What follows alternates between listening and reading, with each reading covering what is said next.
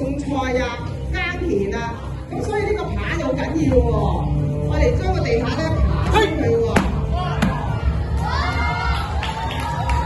你好有風格咧，係啦，俾啲掌聲。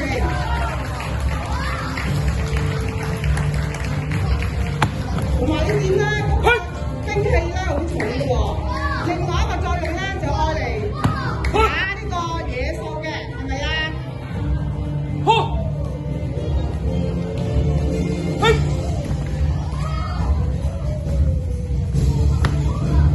所以咧功夫係要成日練嘅，知唔知啊？